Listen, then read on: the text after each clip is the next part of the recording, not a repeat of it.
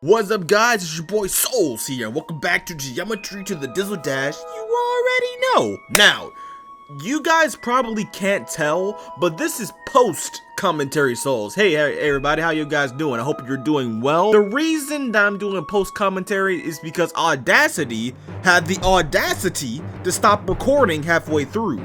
And not only Audacity, OBS also wanted to stop recording on the second half of the video. So if you guys see like a really random jump in progression in the level, yeah, now you know what happened. So post-commentary Souls is here to save the day. So yeah, today we're going to be working on the wave section of the drop, and I want to utilize D blocks, make a custom monster, and a couple other cool tricks that I don't want to spoil right now. So without further ado, let's get right into it. Alright, the first thing I wanted to build were the custom monsters for the part. A lot of you guys know that I am a huge fan of Super Mario Galaxy, and I get a lot of inspiration from my levels from those games, and this time will be no different. The inspiration this time is from one of my favorite galaxies in the series from Super Mario Galaxy 2, the magnificent Magma Sea. As you can tell, there are planets made of full-on lava and contain these melty monsters that are made out of the structure of the planet. I really like this idea, and I felt like this addition would make the drop feel a lot more unique in comparison to the earlier parts of the level that are also filled with a bunch of lava. I tried doing different shapes and outlines for the monster, but I really struggled on how I was going to convert a 3D monster into a 2D one. Then an idea hit me. What if, instead of directly translating those monsters into the game, what if I use something in similar shape?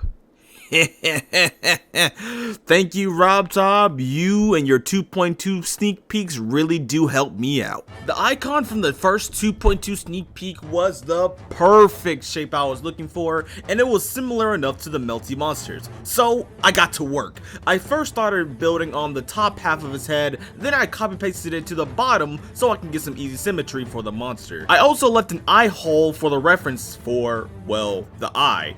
You know, that's why there's an eye hole there. Once the outlines were done, I gave it a nice orange color that would blend nicely with the environment around it. Once that was done, I split the top and bottom halves into two different editor layers for movement later on. I once again started on the top half, filling in the entire body with the same color of orange to fill in the space. See guys, I can color inside the lines. Then I proceeded to fill in the bottom half with the same color, and I ended up with a pretty nice base for the monster. Now it was time to work on movement. This part was essentially just a whole bunch of trial and error. I just put the entire body of the monster into a singular group, then the top jaw had an additional group to allow its own individual movement. This allows me to have smooth movement with the monster going up when he opens his mouth, and smooth movement for when he closes it. Once I was satisfied with the movement, it was time to decorate the monster. For starters, I gave him a cartoon-like eye with a black outline, but then I proceeded to change it because it didn't really feel like it matched the theme of the level, so I just changed it to the same color as the base of the monster. After that, I then proceeded to give him a bit of depth with his jaw by giving him a 3D type of effect, and gave him a lava-like tongue. I took a bit more inspiration from the melty monsters, so I added some yellow on the top of the monster's head and some red near the bottom of its body. Once that was done, I added some small triangles on its back, and later on I added some glow on top of it. Once the monster was finally done, I decided to work on the gameplay.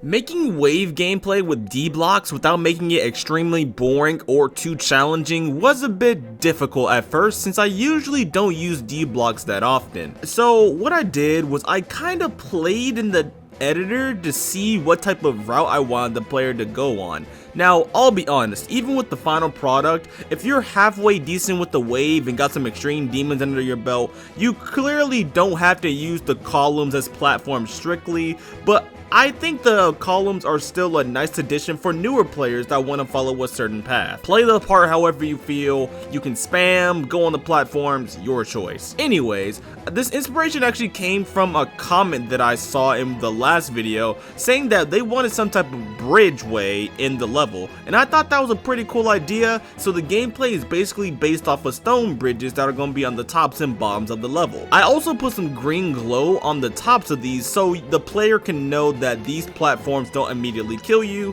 since the wave generally doesn't slide on blocks normally. Now it was time for block design. I started with the columns that would be holding up the bridge by using the triangle shaped brick blocks and the bezeled bricks. I then proceeded to use my favorite texturing technique that by using the 2.1 texture blocks with a low opacity black color. Then I proceeded to add some shading on the inside and the outside of the columns. Once I was done with that, it was time to make the base block design for the bridge. It's actually pretty simple. 2.0 bricks, orange underglow, and more of the 2.1 block texturing technique. Once I was satisfied with my block design, I went ahead and slapped on some more lava, my custom monsters, and then I slapped the block design onto the rest of the structures that I made. Finally satisfied, it was time to move on to decoration.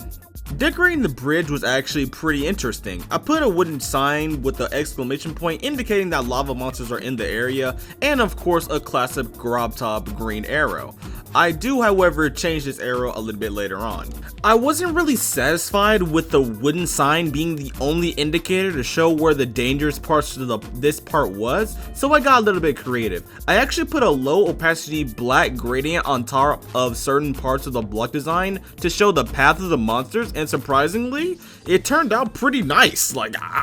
It surprised me. Once I put down the burn marks, I then put down some burnt grass, some bushes, and a couple of other pieces of Mother Nature in the block design. I even put down a couple of skulls because, you know, that's a Souls classic. It looks pretty cool, right? And once I was done with the grass and the skulls, I proceeded to work on the background. The background was actually inspired by Kuluk and his part of Emerald Realm. Now, obviously, it doesn't look nearly as good, but you know, it still looks pretty cool, right? At this point, I was really just kind of vibing while I was building and not going in any particular order. I was kind of going back and forth with decoration and gameplay because the decoration kind of affected the gameplay, so I kind of had to go back and forth in doing so. I added hitboxes to lava monsters, added a couple of spikes to the top, and I just kind of added decoration here and there by adding some water, lava on the top, adding some monsters, and other types of filler decorations such as grass,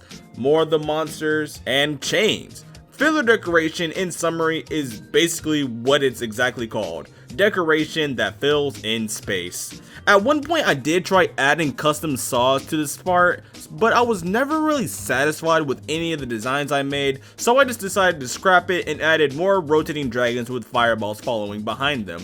I also tried making this weird cobblestone type of thing.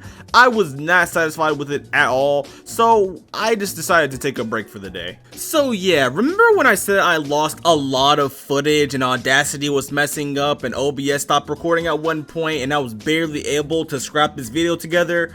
Well, I'll just let the progress show itself along with past me who realized my dreadful fate. Oh boy.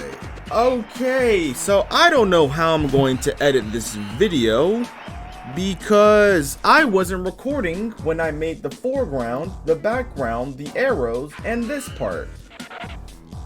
Oh, this is gonna be and this was one of the best episodes of recording and I wasn't recording. Are you kidding me, dude? Oh,